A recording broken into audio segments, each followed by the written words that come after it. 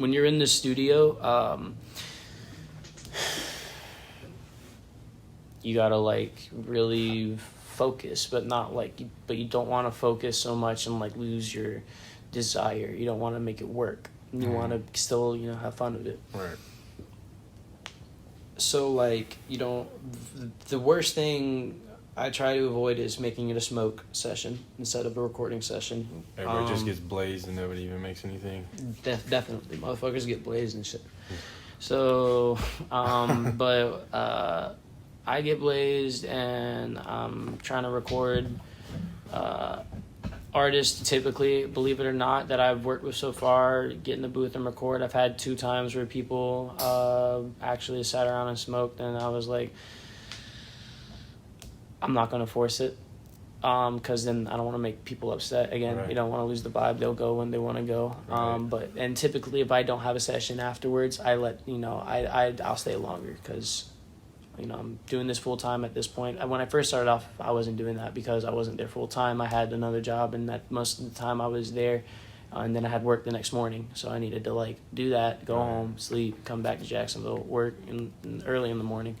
That switched to a night shift, and then eventually I just left the job and started this full time. A lot of artists, again, like I said, actually can come in and be formulated when they get in the booth. They'll have their lyrics. There will be artists that come in and just be like, I'm going to listen to some beats and try and freestyle on them. There's no right or wrong way to come into the studio. It's about making good use of your time, which is your money. Right. The most important thing I remind people is that I'm here to record. You know, if you want to redo a take, you can redo it as much as you want. Don't get frustrated because you sounded weird or like was off or like something sounds off. It can be fixed. Like, remember to keep your composure. That's the first thing I remind people. Don't like freak out on it. Don't freak out. Like, if you hear, like, you know, talk to me type shit. And then like with our current situation, because we're still building out our Studio B, we don't have the microphone between the recording artist in the booth and the engineer out next to the computer. In the A room we do, so we're able to press a button and communicate, and they can hear us clearly through the headphones, so we can hear them, obviously. And so keeping the concise recording is what's important. I just recently learned to, instead of starting like 4 bars before they come and record, start 8 bars back, because it actually, that little air time to just think about, you know, is good, but it's not too much time to where you're overthinking. Right. Just kind of getting ready, like getting into it. Yeah. It's a good start time. The small things matter. And then that's like the most recent thing I learned basically when it comes to that. When it comes to anything else, like the actual sound, as an engineer, people are like, there are some people who are like, oh, the engineer, it's his job to, you know, make you sound right, this, that, and the other, and that's true. And then there's other people who are like, oh, well, the artist needs to also sound good when they record, and that's very true. Yeah. You can look at things like this. I say a lot, I'm sorry. Don't worry about it. Creating a mix, you need to have a good recording. And to have a good recording, you have to have an artist, you know, behind the mic who's going to do, you know, like focus and actually record. Because, like, you have to have the energy, the way you say it, because it's like, is this going to come out, like, sounding the... So once you get the recording right, you get the good mix. And the mix is what I do, where I basically piece everything together. I position everything, do the fade in, fades out naturally, all that shit. Clean it up, you know. And then above that, that's where I also add in like the effects and like what specific sounds get those effects. And I take things and I'll like reverse them and add a reverb, make it sound all cool, and like reverse bass out in the background on top of it. So I'm like, you can get so detailed with mixing. It's awesome. What made you like even start doing all that shit? Like when, like, what's the? I wanted the origin story. I wanted to make music. I wanted to be an artist, and Right. I do want to. I wouldn't say it's a sacrifice necessarily right now because I still make my own music, but like, it's a process that I need to involve myself in, and it will. I feel like if I could focus on my own stuff, I would go off. I've actually had this conversation with the studio owner. He's like, bro, if you like actually put, the effort you want to put into your artist, you'll go up with your music. I'm not happy with what I have out right now. That's just the fact at the end of the day. I wouldn't want to waste time in working on this because, like, it's not a formulated message. It's not the artist I want to be. That's why I'm not Raven anymore. That's why I'm Devil of a Man. Right. I got one song out that I really like, and it's out on all platforms. It's called Bust Down. It's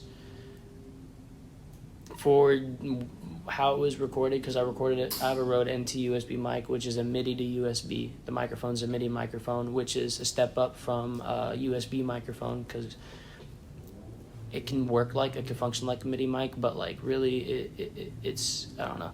You talking about like you got the box and shit. Well, that's a condenser microphone. That would be better than what I have actually. Okay. That'd be a step up. I would love to have a condenser microphone again. I had one. It was an MXL 990. Which was a $60 microphone on Amazon at one point, and then the power supply I was only $25, and it was all I needed. And so like at the time I wasn't ever thinking about soundboard or anything because that's something I couldn't afford.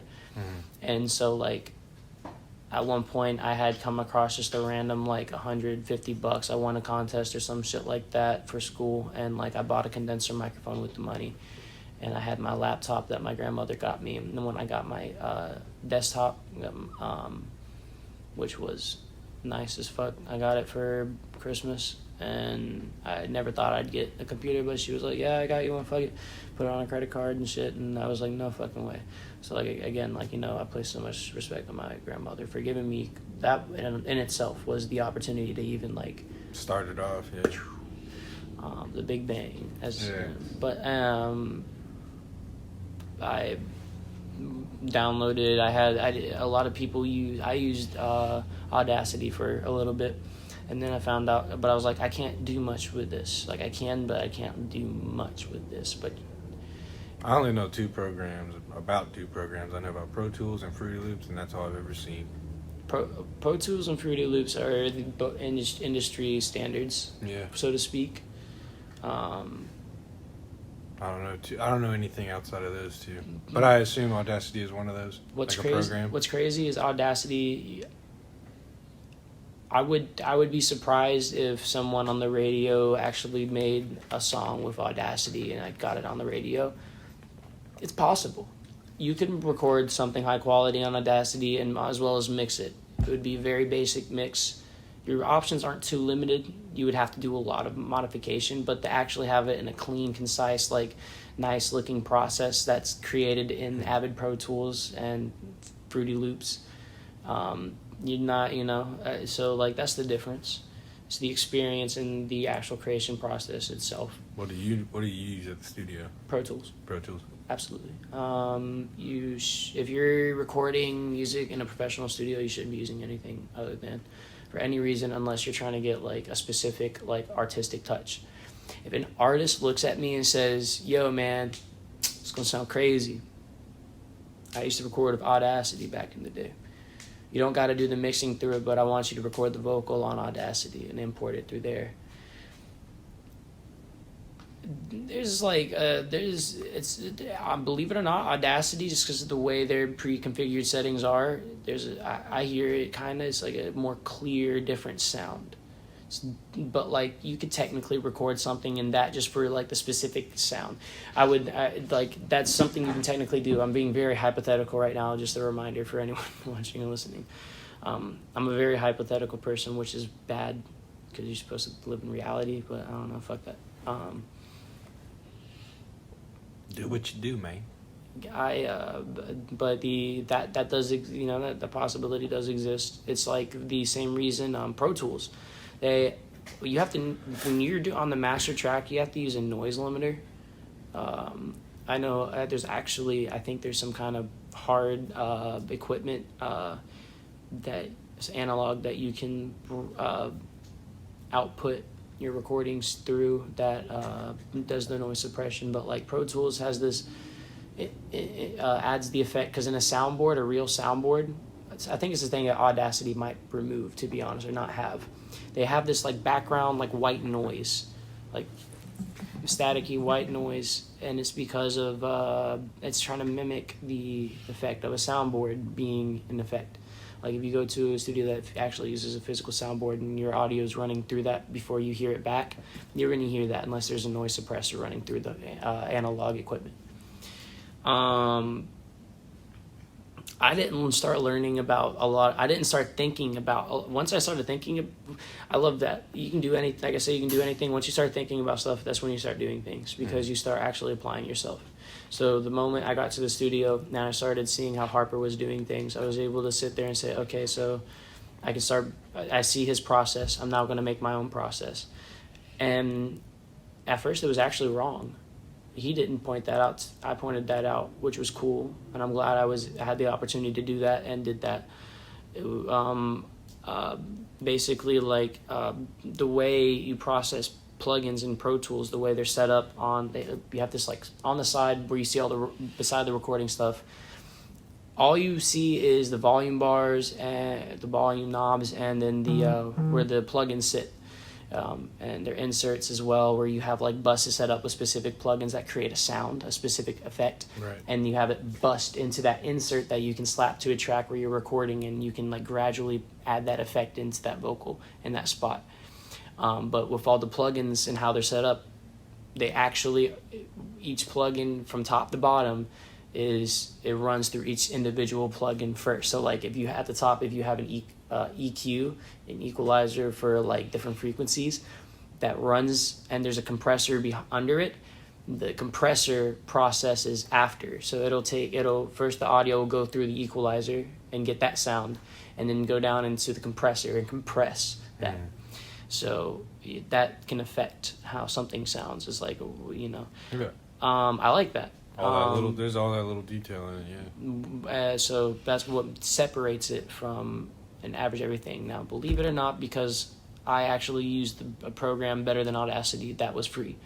That was not as good as Pro Tools, obviously, but like it damn near close. It was in the middle of that shit. It was like the Sony Vegas of Adobe After Effects and Premiere. More computer stuff. I know Adobe. There's you have to know that. If you know what Sony Vegas is, you're an OG. That's like a dope ass program. Whenever I got my computer, I pirated that. So I had like a Sony Vegas 8, and it was because it was so easy to pirate, and they didn't give a fuck if you pirated it. They weren't gonna go after your ass, and like that's because Sony like is a very creative company.